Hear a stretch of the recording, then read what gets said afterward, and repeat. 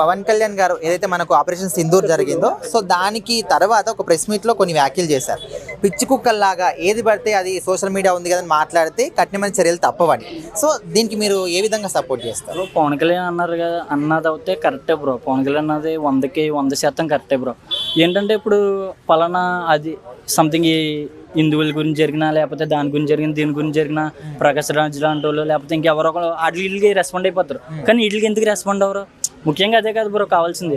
ఇప్పుడు పవన్ కళ్యాణ్ గారి కాడ ఏమన్నారు, అది ప్రెస్ మీట్ వల్ల అప్పుడు అడిగారు ఏమని, ఒక చంప మీద కొడతాం, ఇంకో చంప చీపెట్టాలి మహాత్మా గాంధీ గారి లాగా ఎలా యుద్ధం ఎందుకు అని సంథింగ్ పవన్ కళ్యాణ్ గారిని అడిగారు.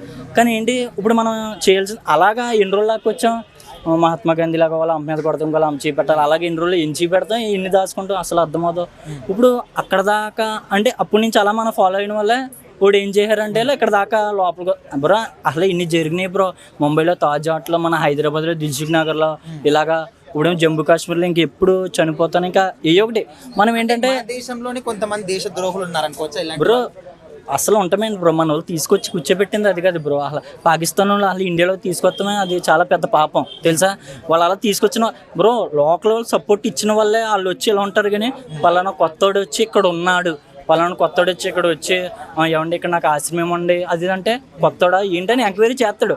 పలానా ఇలా టెర్రరిస్ట్ వచ్చి పలానా ఇలాగా అది అంటే అవుతే మనం ఒకటే, మనం అది ఇది ఒకటే అని వాడు ఇంట్లో వచ్చి కూర్చోబెట్టిన వాళ్ళే కదా బాంబు బ్లాస్టులు చేస్తాడు, లేకపోతే ఎందుకు చేస్తాడు?